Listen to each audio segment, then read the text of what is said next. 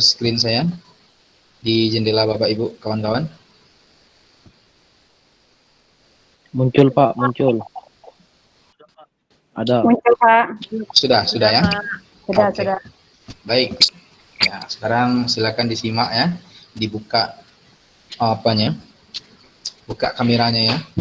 Tolong ketua kelasnya nanti di absen ya, yang buka kamera itu di absen. Kalau nggak buka kamera nggak usah di absen karena biasanya ditinggal atau di mana gitu ya. Oke, baik. Jadi kita sekarang berbicara tentang Islam, pendidikan Islam di dalam sejarah ya. Kita harus tahu dulu apa itu sejarah.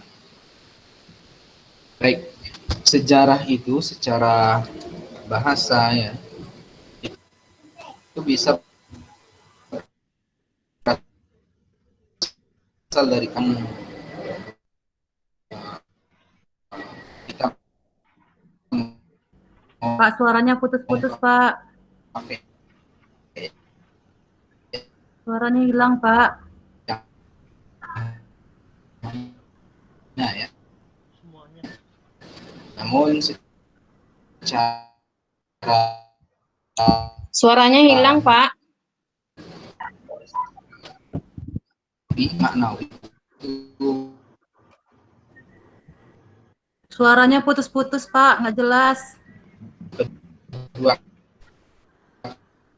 kata Suara yang nggak dengar Pak. tadi memiliki jelas suara saya. Oke, yang ini suaranya. Oke, sebentar. Suaranya putus-putus Pak. Putus Pak. Kurang besar. Oke, mungkin sinyalnya sebentar. Saya coba kondisikan.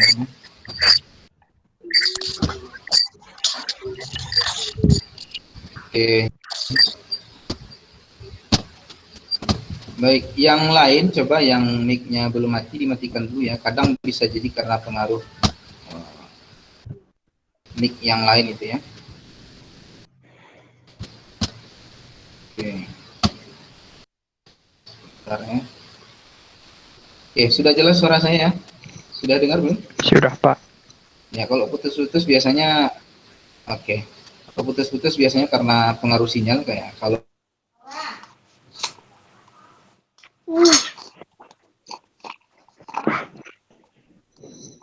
Hilang lagi Pak.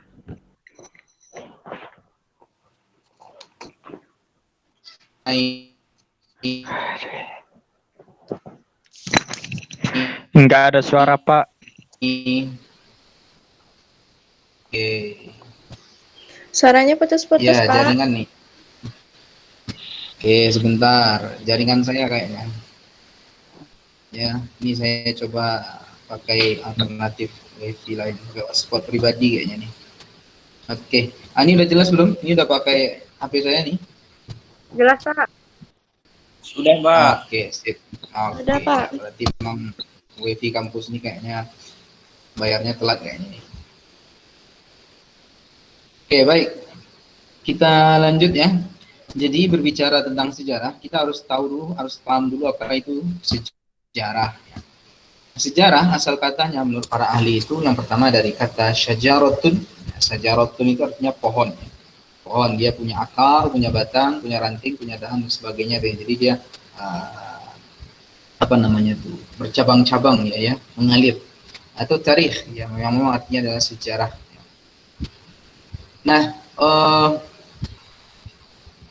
secara bahasa seperti itu. Namun secara istilah, sejarah itu adalah kalau bisa kita singkat ya, kita mudahkan pemahamannya, bahwa sejarah itu adalah segala sesuatu yang terjadi di masa yang lampau atau di masa lalu, ya, yang dia sejarah tersebut tersimpan ya, atau terdokumentasikan, ya, baik dalam bentuk tulisan, dalam bentuk gambar atau apapun ya, intinya itu didokumentasikan sehingga bisa kita temukan bukti-buktinya.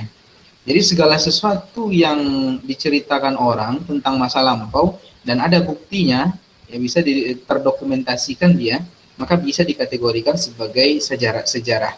Nah, tapi kalau dia nggak punya bukti, maka dia masuk kategori non sejarah. Bisa itu dongeng, cerita rakyat, dan macam-macam ya, seperti misalnya apa?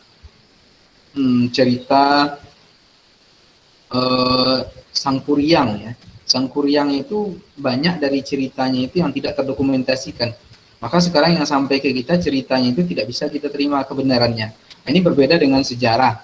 Kalau sejarah itu semua kejadian masa lampau yang terdokumentasikan, tersimpan dia dan betul-betul terjadi di masa lampau sehingga bisa dipercayai. Contoh misalnya salah satunya adalah sejarah pendidikan Islam ini. Nah, dari mana dokumentasinya, sumber-sumber bukti-bukti sejarah dari pendidikan Islam itu? Dari Quran, dari hadis, dari catatan para ulama, para sahabat Nabi ya, tabi'in dan seterusnya sampai ke generasi kekhalifahan Islam terakhir yaitu Turki Utsmani. Itu bisa kita buktikan sejarah tersebut dari manuskrip atau bukti-bukti benda-benda peninggalan sejarah Islam yang ada. Nah, ini perbedaan antara sejarah dan bukan sejarah. Ini harus difahami ya. Jangan sampai itu bagaimana dengan ceritanya Wali Songo, Pak? Wali Songo itu bagian dari sejarah ya, nyata-nyata ada dia. Cuman ceritanya, alur ceritanya yang banyak kita ketahui itu banyak yang bukan sejarah yang sebenarnya, yang diada-adakan gitu ya. Seperti Sunan Kalijaga ya, diyakini yang sering diputar dalam film-film itu dia bertapa di sungai kemudian dibalut oleh akar dan sebagainya, punya kesaktian dan sebagainya. Nah, ini dongeng ya, ini bukan sejarah, bukan suatu kebenaran. Nah, itu namanya tahayul ya. Ini tidak bisa kita percaya karena nggak ada buktinya. Ya, selain hanya cerita dari mulut ke mulut, dari mulut ke mulut ya, dan bukti fisiknya tidak ada. Dan cerita itu tidak bisa diukur dengan syariat kita, dengan agama kita. Ya, kalaulah memang sunan para wali itu adalah wali Allah ya, apakah betul seperti itu dalam syariat Islam? Maka tidak bisa diukur juga gitu ya.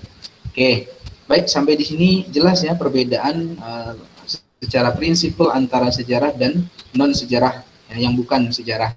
Jadi sejarah itu betul-betul bisa dipertanggungjawabkan kebenarannya. Oke. Bahkan di dalam Islam sendiri, di dalam Quran itu juga menceritakan sejarah masa lampau. Misalnya kisah kaum Lut itu diceritakan lagi dalam Quran.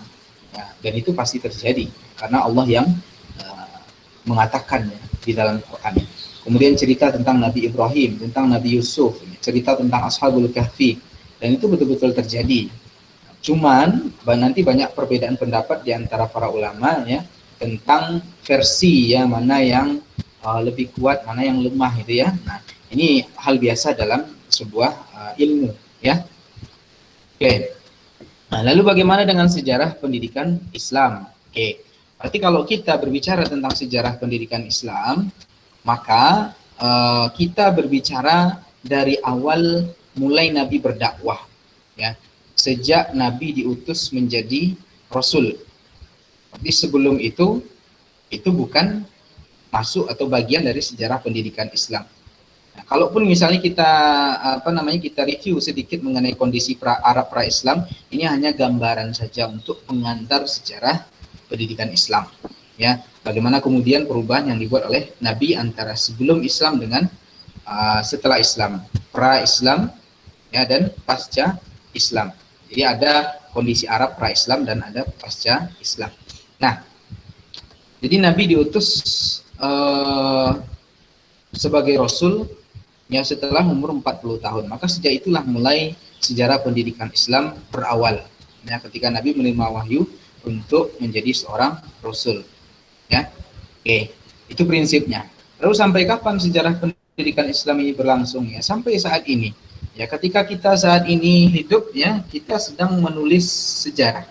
Jadi tinta sejarah, kalimat-kalimat sejarah sedang kita tulis untuk dibaca oleh generasi belakang kita, generasi setelah kita.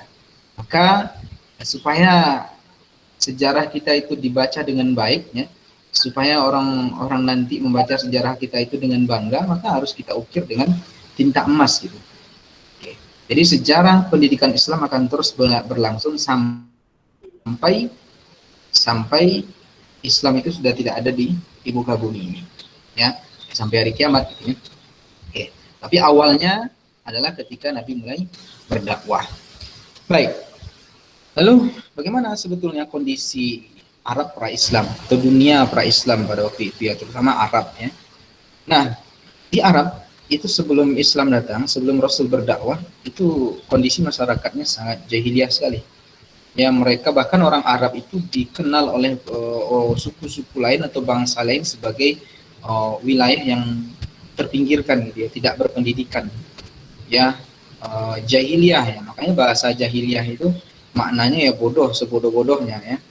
Mereka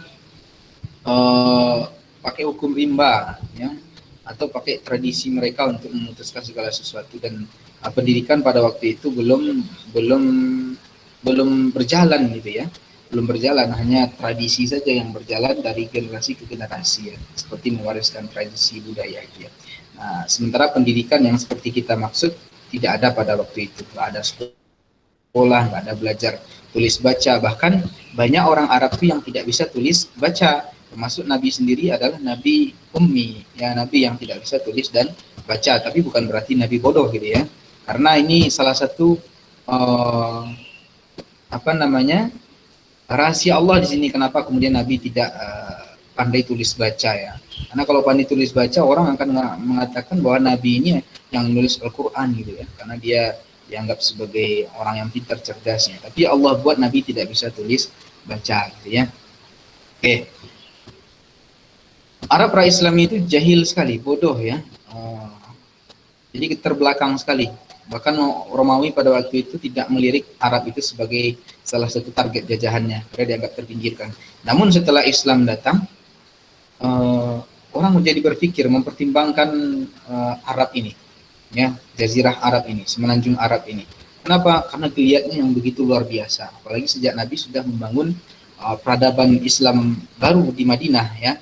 Karena di Mekah Nabi belum berhasil ya mendapatkan banyak tantangan, maka perlu hijrah ke tanah baru, yaitu ke Madinah. Di situ Nabi membangun peradaban dan pendidikan Islam. Oke, itu gambarannya. Jadi memang Arab pra-Islam itu sangat belum bersentuhan dengan pendidikan ya. Maka bahasa untuk mereka adalah jahiliyah ya, suku jahiliyah ya, masa-masa jahiliyah ya. Lalu lembaga pendidikan Islam yang ada di masa Nabi apa saja gitu ya, dan masa-masa seterusnya di dalam Islam itu. Yang pertama ada namanya Darul Arqam ya, bin Abi Al-Arqam atau Darul Arqam, kita mengenalnya Darul Arqam gitu yang lebih singkat ya. Nah, Darul Arqam ini bertempat di rumah Al-Arqam bin Abdi Manaf ya. Ini rumah ini dijadikan oleh Nabi sebagai tempat untuk berdakwah pertama kali secara terang-terangan kepada karib kerabatnya. Jadi siapa yang tertarik masuk Islam maka mereka akan datang ke rumah itu, kemudian di situ diajarkan Nabi tentang Islam. Nah, ini cara Nabi pertama kali mendidik umat ini dengan Islam ya. Jadi di rumah Abul Arqam ya. Nah, Umar bin Khattab pun Islam di rumah itu. Ya. Karena Umar itu ketika mudanya sebelum masuk Islam, Umar ini terkenal sangat kuat menentang Islam. Bahkan ingin membunuh Nabi SAW. Tapi dia mendapat hidayah ya, dari doa Nabi, ya Allah kata Nabi, masukkanlah ke dalam Islam salah satu dari Umar ya, yang satu lagi maksudnya Abu Jahal, yang satu lagi maksudnya Umar bin Khattab. Maka Allah pilih Umar bin Khattab ya. Kalau Abu Jahal kalau saya tidak salah namanya Umar bin Hisab, saya lupa ya. Tapi yang jelas nama asli Abu Jahal itu adalah Umar ya. Maka Allah pilih Umar bin Khattab. Nah, Umar bin Khattab itu sebelum masuk Islam sangat keras menentang Islam ya. Sangat keras menentang Islam sampai dia mendapat kabar tentang keislaman saudarinya, ya, adiknya. Nah, kemudian beliau bergegas ke rumah dengan tujuan untuk memukul adiknya dan suaminya ya. Jadi dia datang ke rumah, sesampainya di rumah mendengar langkah Umar, langsung semuanya berhenti ya, berhenti bergerak ya. Kemudian pucat pasi gitu ya, karena takut dengan Umar, karena mereka tahu Umar sangat sangat menentang sekali dakwah Islam itu. Namun dengan hidayah Allah, Umar dipilih untuk mendapatkan hidayah Islam ini. Kemudian Umar masuk Islam ya. Setelah Umar mengatakan, ayo bawa saya ke tempat Muhammad ya. saya ingin bertemu dengan Muhammad ya. Nah, sebetulnya ketika Umar berkata seperti itu, hatinya sudah lunak dengan Islam, sudah tertarik dengan Islam. Jadi ketika dia berkata seperti itu di rumah adik perempuannya tadi. Kemudian dibawalah ke rumah Abul Arqam ini. Nah, dan di sana Rasulullah sedang mengajari sahabat-sahabat yang lain tentang Islam ya, termasuk Hamzah ya, pamannya Nabi SAW sendiri. Jadi ketika Umar datang, semuanya pada diam, pada takut ya, kecuali Hamzah. Hamzah mengatakan, kalau Umar macam-macam saya akan menghadapi, karena Bang Hamzah dan Umar itu terkenal dua tokoh Quraisy yang sangat gagah berani. Ya. Mereka kalau berburu sendiri itu yang didapat bukan hanya kadal gitu ya, tapi bawanya itu ya binatang-binatang buas gitu yang mereka buru gitu ya. Nah, bahkan Hamzah adalah orang yang memukul siapa? Abu Jahal atau Abu Lahab, saya lupa saya. Dipukul karena menghina atau mengganggu Nabi SAW.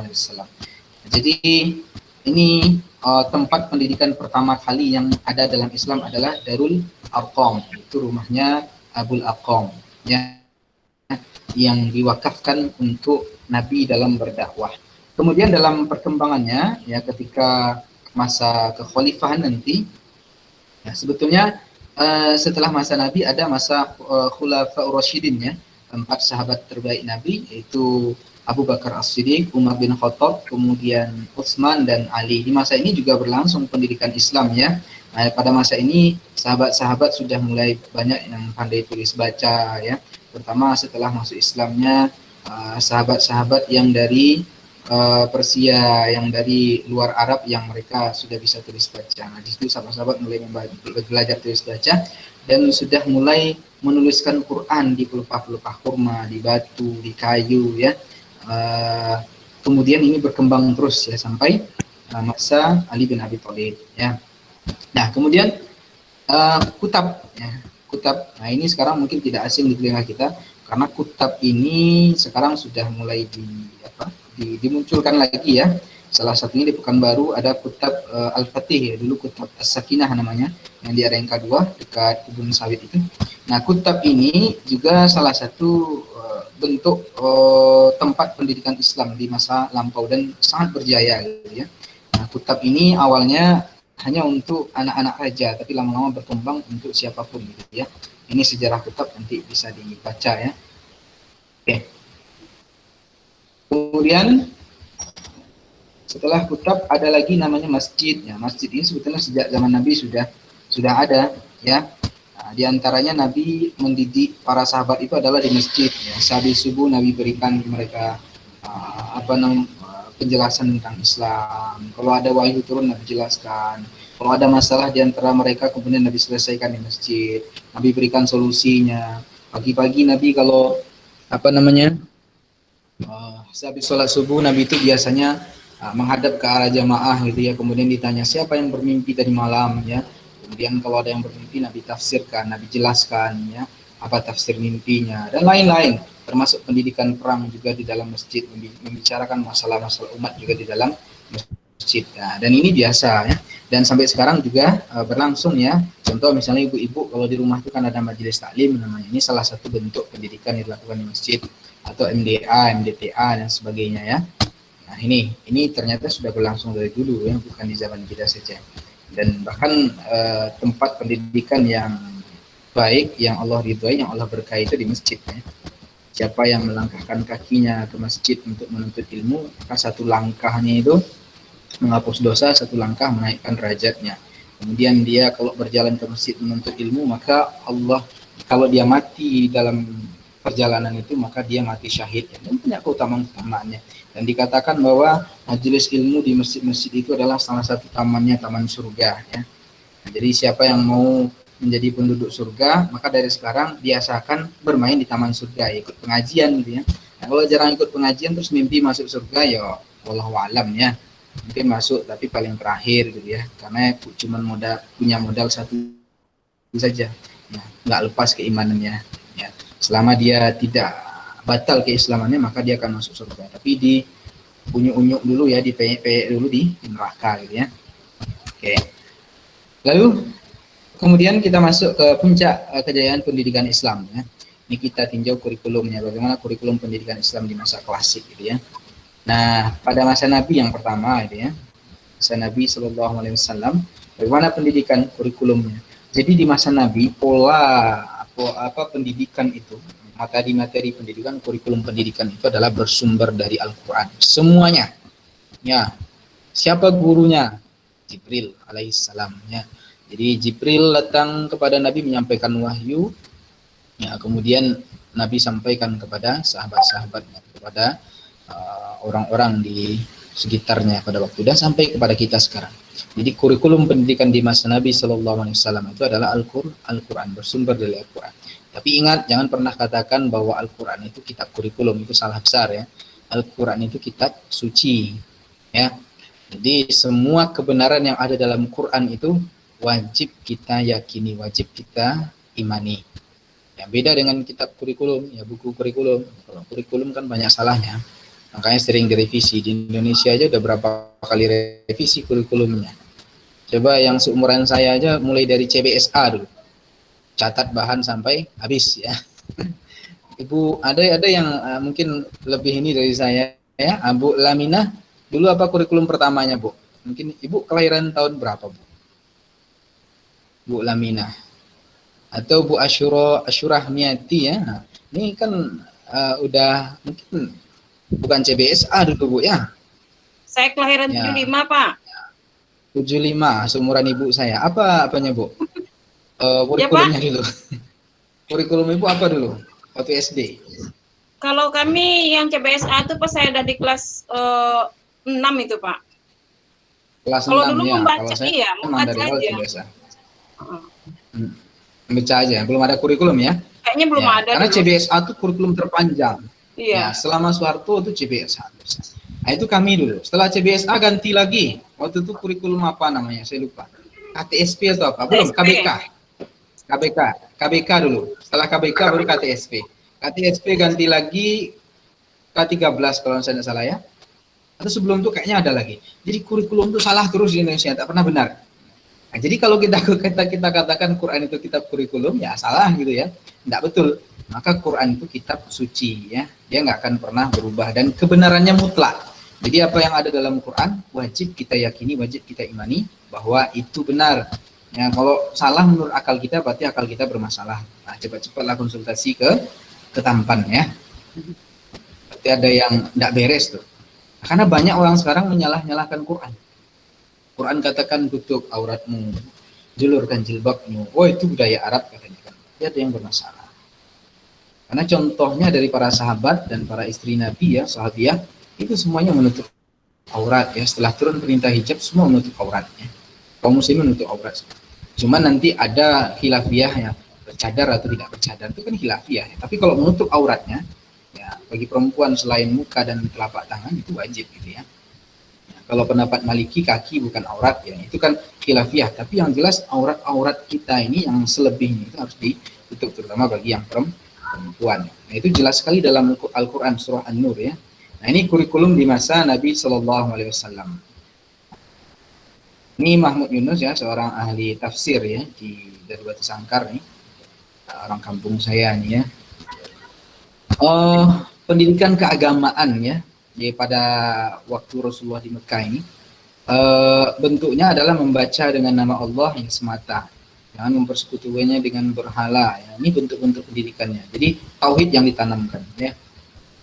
Kemudian pendidikan akliyah dan ilmiah, itu mempelajari ciptaan Allah dari segumpal darah, ya, ciptaan alam semesta. Dan ini semua termaktub di dalam Quran semua ini ya. Pendidikan akal budi, ya ini juga ada ya. Rasul mendidik ini semua pada para sahabat. Pendidikan jasmani dan kesehatan ini juga. Jadi Islam itu tidak tertutup ya. Nah, Nabi itu sering kalau beliau lagi duduk-duduk begitu dengan cucunya, itu biasanya diajari cucunya itu Hasan dan Husain itu disuruh bergulat gitu ya, untuk melatih fisiknya, kesehatan mereka.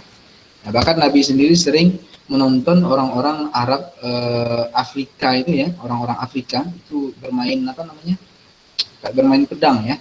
Nah, ini. Jadi dalam Islam itu sangat kompleks sekali ya, semua tuntunan kehidupan kita itu ada. Ini kurikulum di masa Nabi Shallallahu Alaihi Wasallam ya, yaitu Al-Quran. Kemudian di masa Khalifah Rasyidin bagaimana kurikulumnya? Ya. Pada masa Khalifah Rasyidin, penyusunan kurikulum itu dilakukan secara mandiri, tidak dikelola oleh pemerintah. Jadi masih masih tergantung dari individu-individu, dari para sahabat itu modelnya kayak apa. Kalau Ibnu Abbas ya dia mengajar tafsir ya seperti Nabi ajarkan di masjid atau di mana ketemu orang ada yang bertanya dijelaskan ya. Nah, seperti ini modelnya ya.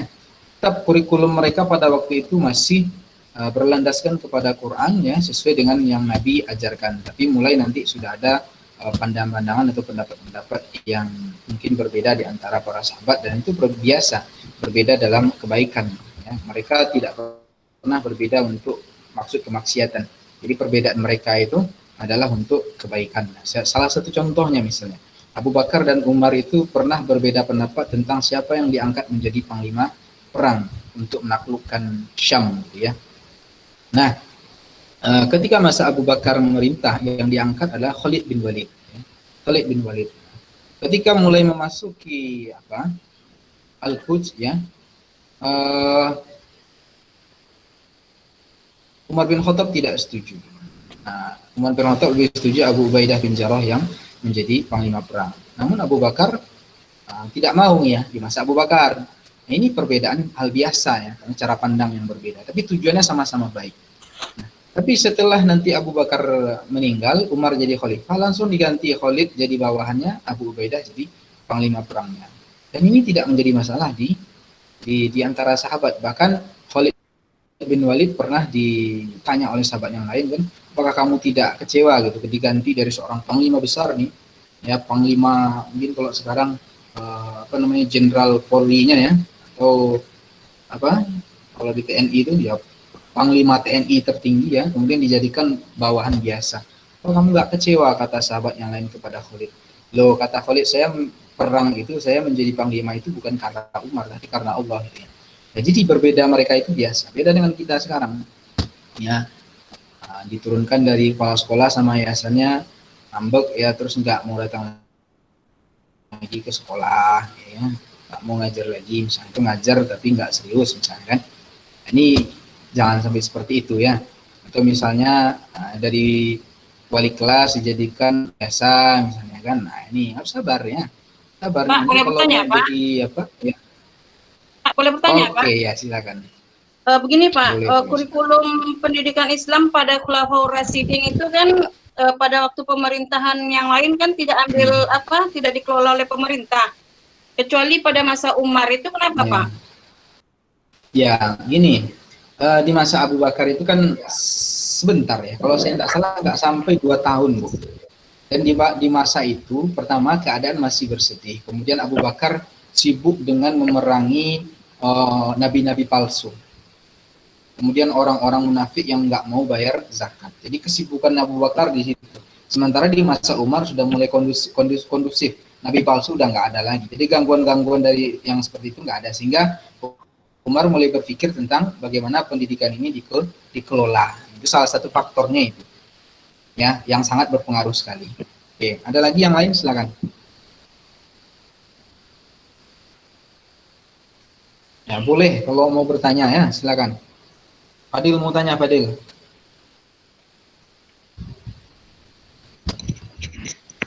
Pak, nanya.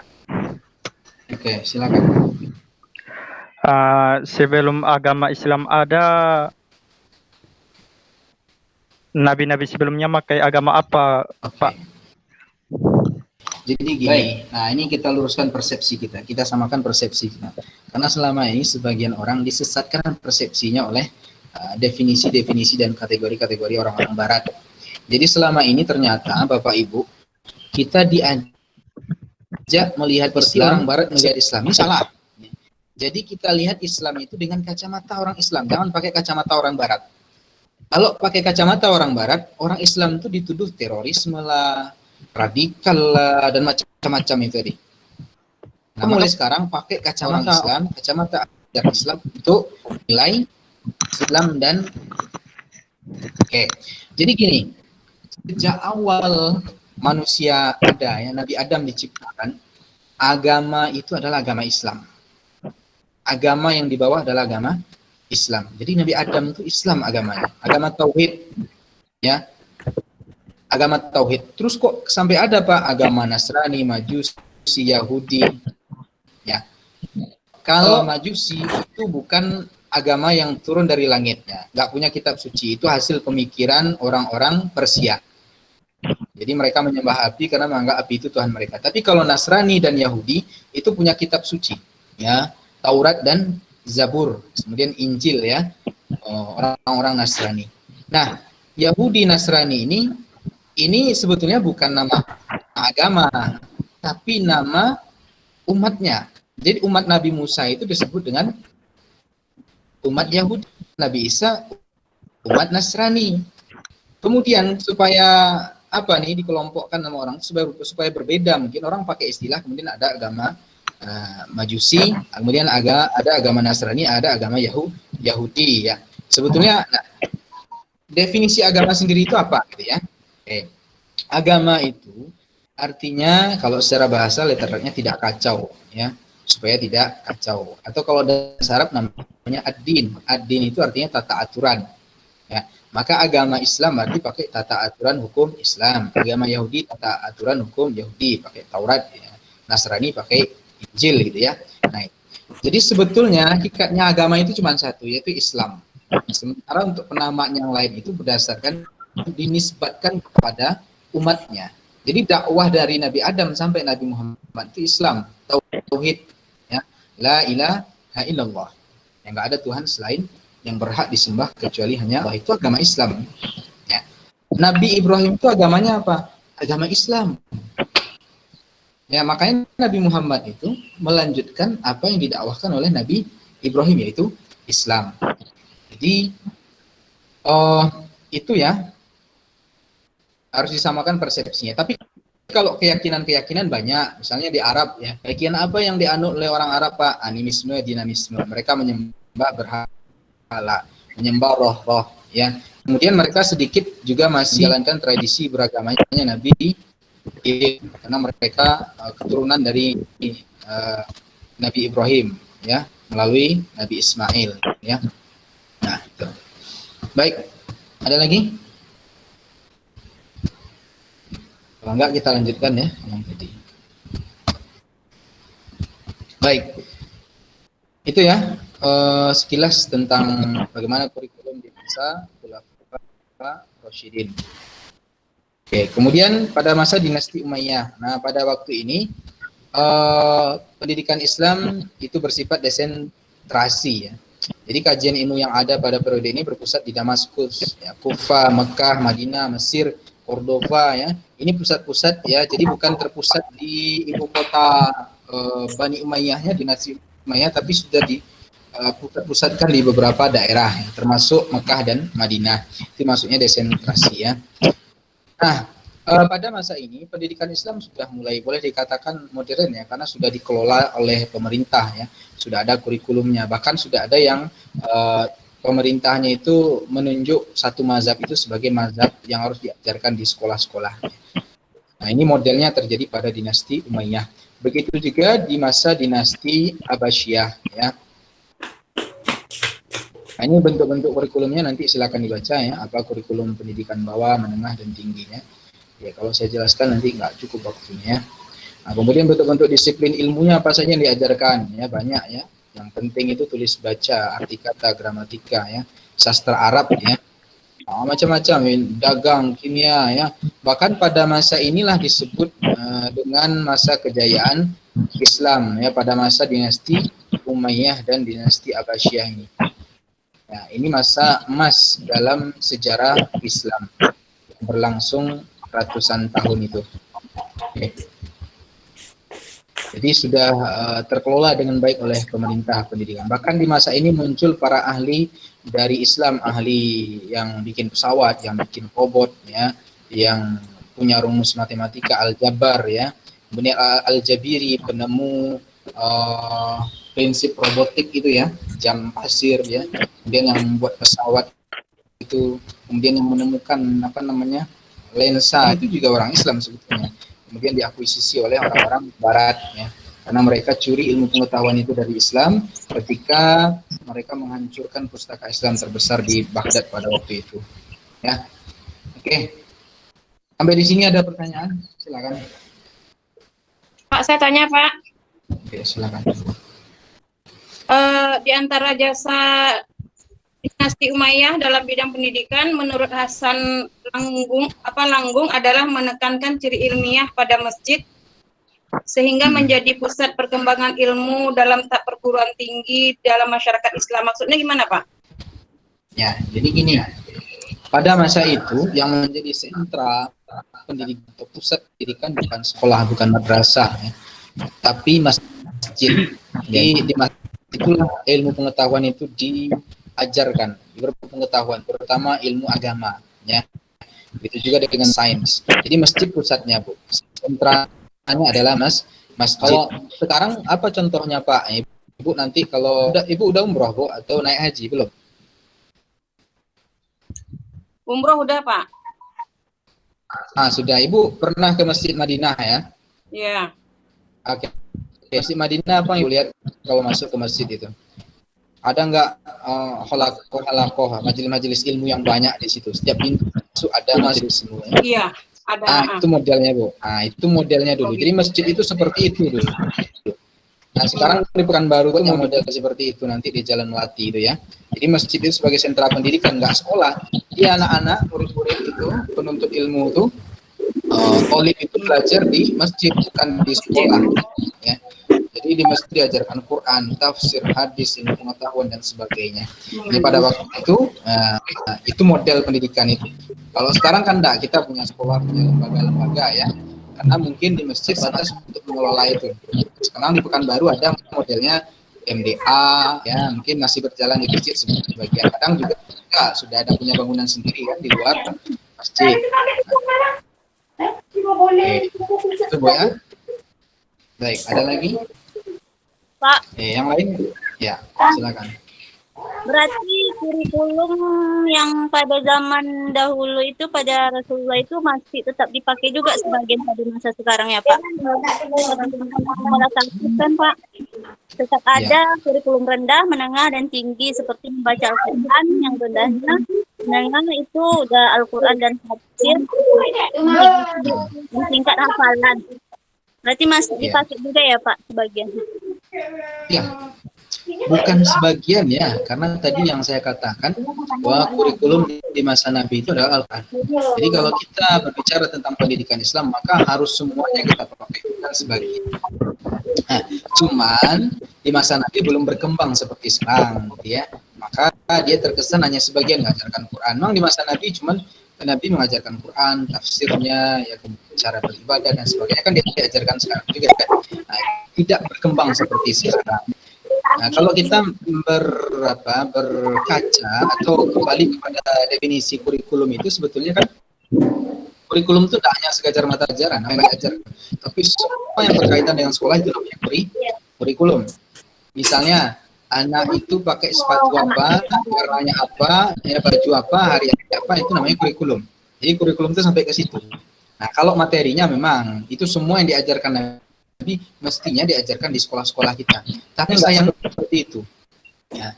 Saya dulu, Bu, waktu saya di Jogja ya, saya punya teman-teman dulu, mereka punya komunitas, mereka buka sekolah sendiri ya. Yang sekolahnya itu nggak terdaftar di Dinas Pendidikan, di Kemenak nggak terdaftar ya. Dan mereka nggak mengeluarkan ijazah di sekolahnya itu, mulai dari tingkat TK sampai ma'had ya, atau perguruan tinggi. Tapi luar biasanya alumni mereka tingkat SMA itu sudah buat skripsi. Banyak dipakai di pondok-pondok Hidayatullah ya, tersebar di seluruh Indonesia. Karena mereka mengakui kualitas alumni dari pondok tersebut. Nah, teman-teman itu Bu, mereka nggak pakai kurikulum dinas, mereka buat kurikulum sendiri. Nah, yang mereka ajarkan apa? Di TK itu minimal 2 juz sudah hafal. Kemudian hadis arba'in an-Nawawi yang 42-43 hadis itu harus hafal mereka ya. Nah, ini kurikulum mereka. Kemudian di SD minimal 8 juz harus hafal. Kemudian hafal 200 hadis. Ya. Nah, mereka buat kurikulum sendiri seperti itu. Ya, kenapa? Karena mereka kecewa dengan kurikulum pendidikan yang gonta-ganti, kemudian tidak mengakomodir keinginan umat Islam ya, seperti yang sebagaimana diajarkan dalam Islam dan secara Islam sendiri ya. Coba kita lihat Islam ini sebetulnya jaya kalau kurikulumnya itu bisa kita kembalikan seperti kurikulum abad mana dulu dididik, bagaimana generasi emas itu dididik ya. Kalau sekarang kan enggak, Bu, pelajaran agama aja di sekolah berapa, nah, bahkan mau dihilang. Nah, jadi ya sangat ini sekali, minim sekali gitu ya. Mungkin Ibu saya merasakan dulu kita belajar SD belajar sholat, ya, sanawiyah belajar sholat lagi, sholat lagi. Jadi nggak selesai ya. Itu aja terus yang kita pelajari, nggak berkembang. Nah, ini kan kasihan sekali, kita sekolah itu banyak begitu lama tapi nggak pernah mempelajari tuntas Quran dan hadis itu. Harusnya kan kurikulum kita mulai dari SD sampai perguruan tinggi itu bisa menamatkan tafsir Quran. Harusnya begitu. Dan itu yang mereka, kawan saya di Jogja dulu, di Solo, itu yang buat di sekolah di pondok mereka ya. Oke. Itu ya. Ada lagi yang lain?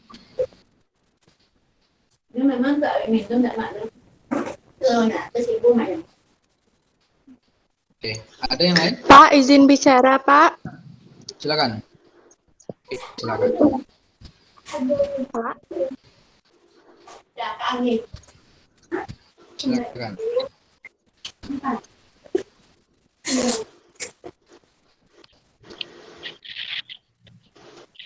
Siapa tadi yang mau bicara?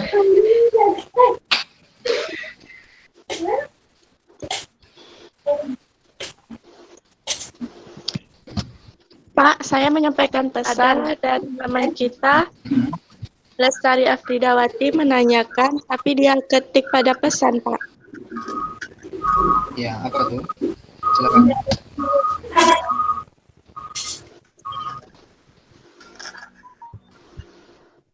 Oke, saya cek.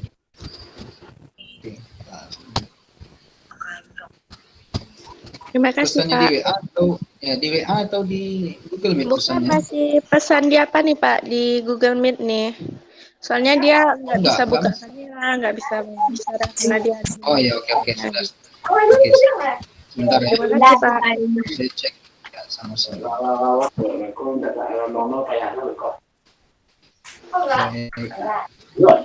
Oke, ini dari Lestari ya. Apakah kata jahiliyah itu berlaku untuk semua ilmu atau khusus untuk bodoh dalam beragama? Ya, secara istilah itu untuk semuanya ya. Jadi orang yang jahil di semua bidang. Tapi kalau kita pakai definisi ini untuk Islam, ya jahil berarti ya orang yang awam sekali tentang Islam ya.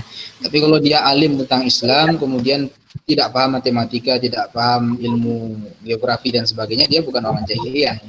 Maka terminologi jahiliyah ini kalau kita pakai untuk konteks Islam, ya berarti jahil berarti bodoh, tidak paham tentang Islam. Ya, oke. Jadi maknanya banyak ya, bisa banyak itu.